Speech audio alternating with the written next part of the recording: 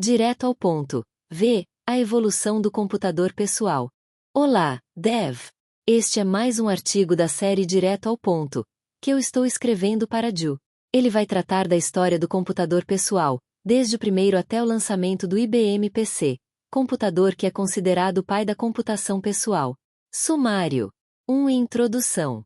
2. Antes dos computadores pessoais. 3. O primeiro computador pessoal. 4. Outros computadores pessoais. 5. Considerações finais. 6. Referências. 1. Introdução. A série Direto ao Ponto enfoca artigos sobre conhecimentos básicos da programação e é voltada, principalmente, para os iniciantes. Serão publicados artigos técnicos e artigos contando alguma história relacionada à computação-programação. Os artigos técnicos serão publicados no início da semana, às segundas ou terças, de manhã, seguindo a agenda prevista, enquanto que os artigos com história serão publicados antes do final de semana, às quintas ou sextas, complementando os assuntos tratados nos artigos técnicos.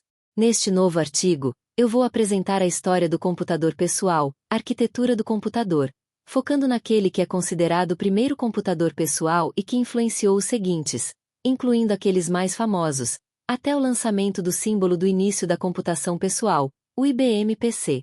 Mais uma vez, eu deixo claro que boa parte do conteúdo escrito aqui vem da minha própria vivência pessoal ao longo dos anos em que convivi com a tecnologia e informática, desde 1980, e até antes. Nestes casos, não haverá referências de livros, revistas ou sites, apenas as minhas lembranças pessoais. 2. Antes dos computadores pessoais. Antes da chegada do primeiro computador pessoal, os computadores tinham passado por fases bem distintas e até coexistiam. Primeiro, vieram aqueles computadores da primeira geração, baseados em válvulas, enormes, caríssimos, do tamanho de várias salas. Depois, surgiram os computadores da segunda geração, baseados em transistores, com tamanhos mais reduzidos e preços menores, mas ainda muito caros. Eram os mainframes, figura acima, IBM S360. Em um mainframe, computador mais em uso na época, as solicitações do usuário final eram filtradas pela sua equipe operacional. Os mainframes que usavam cartões perfurados trabalhavam em processos de BAT, com os programas jobs, sendo entregues a uma equipe que os submetia à execução em um setor interno. Depois de entregues, eles eram corrigidos e submetidos novamente para nova execução, levando, às vezes, horas ou dias, para conseguir ser executado com sucesso. Também havia os mainframes de tempo compartilhado, multiusuários, ligados a terminais de texto para acesso direto pelos usuários. Com o avanço da tecnologia, foram lançados os circuitos integrados, que englobavam milhares de transistores em um único chip. Aí, o tamanho deles se reduziu muito, sendo chamados de mini-computadores, figura abaixo. Os mini-computadores também eram sistemas multiusuário, de tempo compartilhado, ligados a terminais de texto para acesso direto pelos usuários. Havia mini-computadores grandes e os de médio porte também. Os mini-computadores eram baseados em circuitos integrados e não tinham microprocessadores. Eles estavam bem menores, mas ainda custavam caro e apenas universidades, institutos de pesquisa, agências do governo, órgãos militares e grandes empresas podiam ter esse tipo de máquinas. A primeira vez que o termo computador pessoal foi usado em uma publicação saiu na revista Creative Computing, em 1975, em que ele foi definido como um sistema de tempo não compartilhado, no time sharing, que tem poder de processamento e capacidade de armazenamento suficientes para satisfazer as necessidades de um usuário individual. Uma definição mais comum de computador estabelece que é aquele destinado ao uso individual interativo. Aí, foi desenvolvido o primeiro microprocessador. Em um único circuito integrado, ele juntou, e substituiu, várias placas de componentes eletrônicos e circuitos integrados usados para realizar as funções de cálculo aritmético, lógica e de controle. Depois deles, o tamanho dos computadores caiu drasticamente e ele se tornou muito barato, podendo ser produzido em escala. A tecnologia das memórias de núcleo magnéticos também evoluiu e elas reduziram de tamanho também. O primeiro microprocessador lançado foi o Intel 4004, em 1971. Logo depois, novos microprocessadores começaram a ser lançados e vários kits de computadores para montar foram oferecidos por revistas técnicas especializadas, como a Radio Electronics, que anunciou o Mark VIII, que já usava o microprocessador Intel 8008, sucessor do Intel 4004. 3. O primeiro computador pessoal. Sucesso mesmo fez um computador divulgado pela revista Popular Electronics, o Altair 8800, que usava o microprocessador Intel 8080. Este é considerado o primeiro computador pessoal a ser lançado e vendido comercialmente com sucesso. Altair 8800. Em 1974, este computador foi apresentado em um artigo da revista Popular Electronics. Ele foi desenvolvido pela pequena empresa MITS, que costumava comercializar kits eletrônicos para montagem. Ele era um kit relativamente complexo, composto por 4 placas de circuito e muitas peças.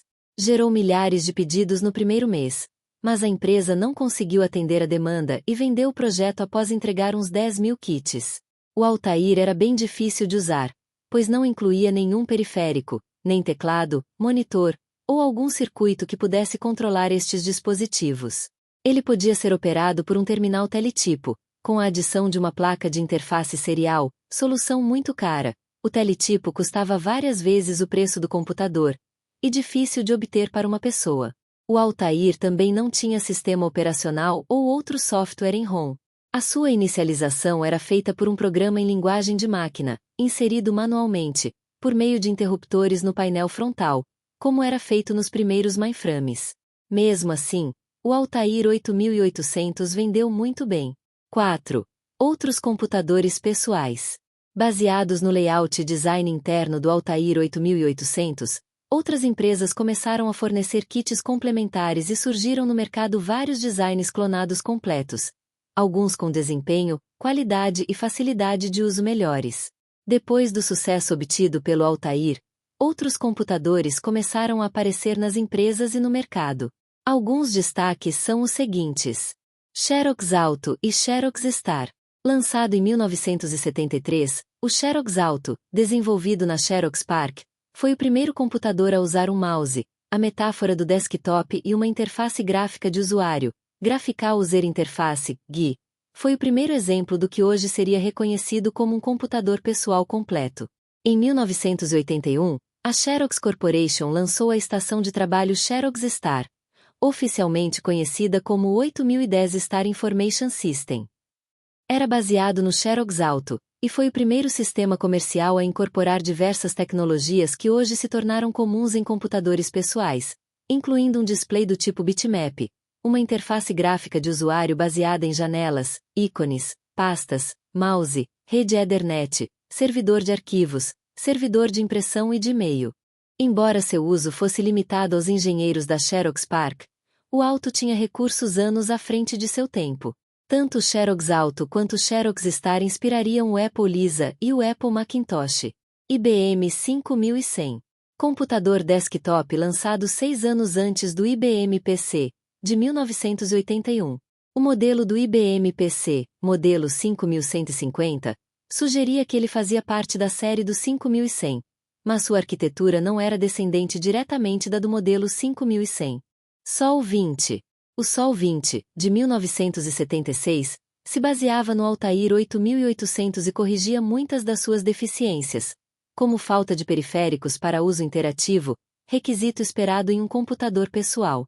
Era montado como uma unidade completa, incluindo um teclado QWERTY, CPU, placa de vídeo, memória e portas de iOS. Tinha uma interface para fita cassete, para armazenamento, um monitor monocromático de 12 polegadas e uma cópia da linguagem BASIC. Em 1976, vários fabricantes lutavam lançar o primeiro computador pessoal de sucesso comercial. Em 1977, a revista Byte chamou os 3 principais concorrentes de Trindade de 1977, 1997 Trinity.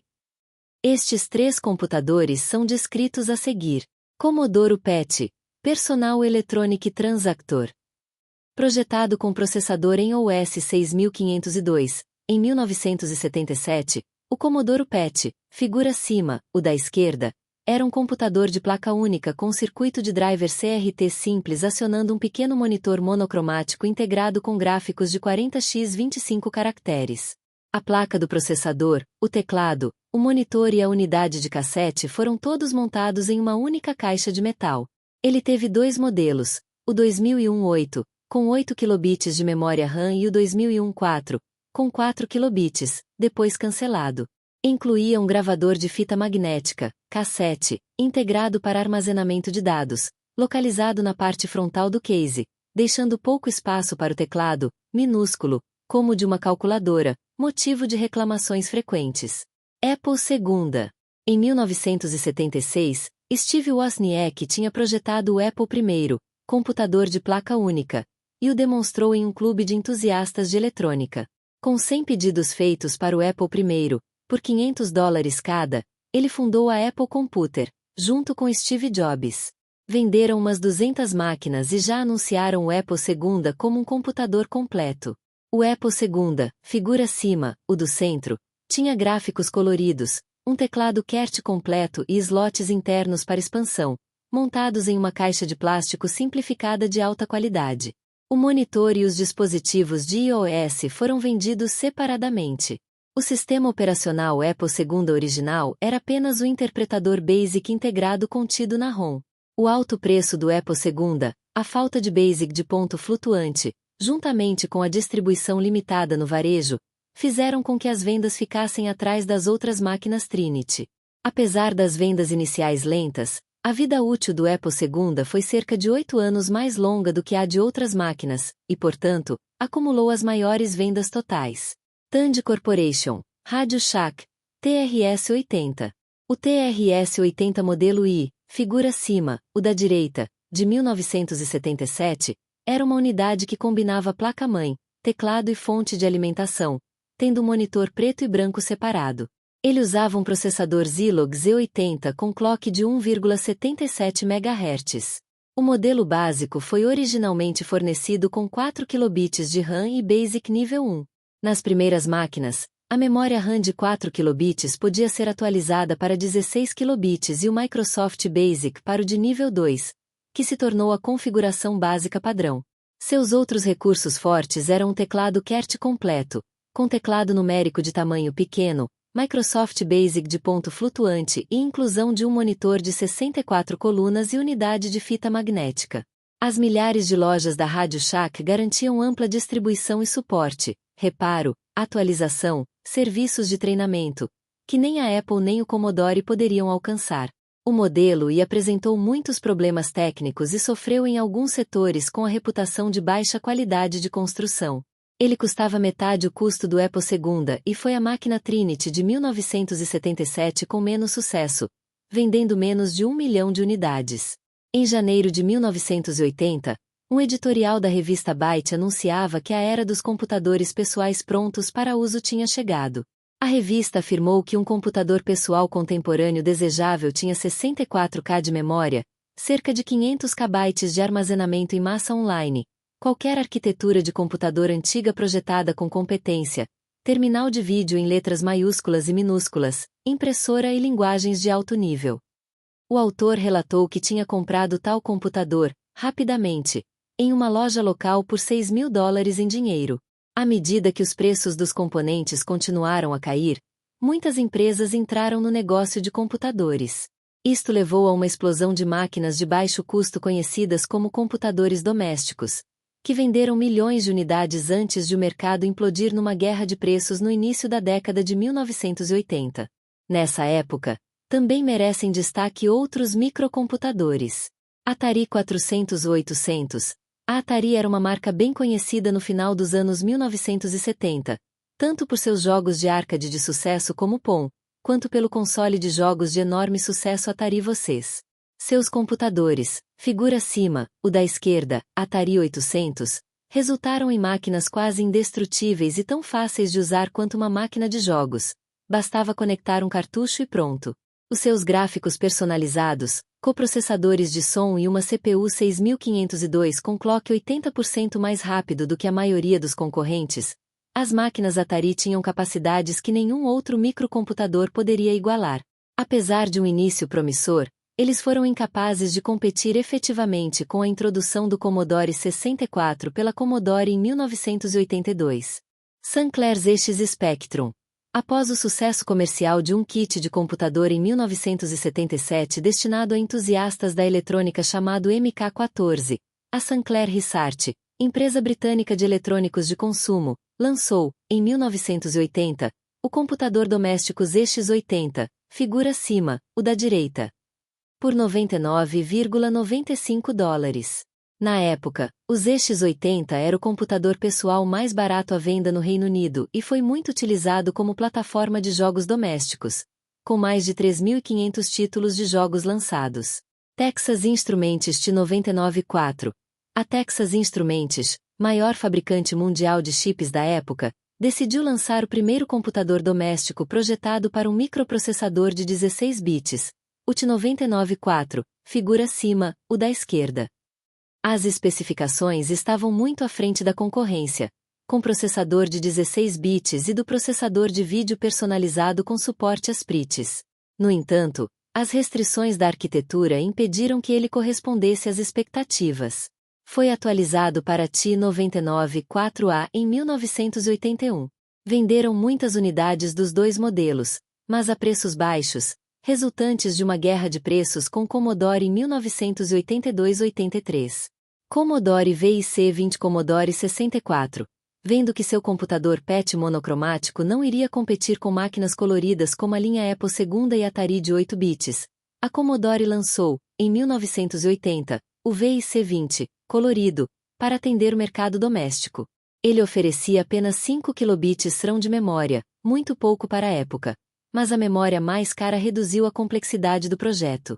A distribuição de jogos em cartucho ROM ajudou a compensar a pequena memória e também foram lançados cartuchos de expansão de RAM.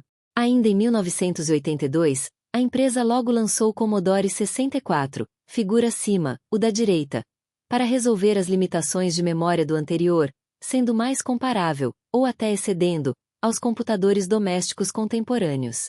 Era baseado no ENOS 6510, teve um chip de áudio relativamente avançado e desempenho gráfico competente em um pacote de baixo custo, o que a tornou uma plataforma ideal para lançamentos de jogos.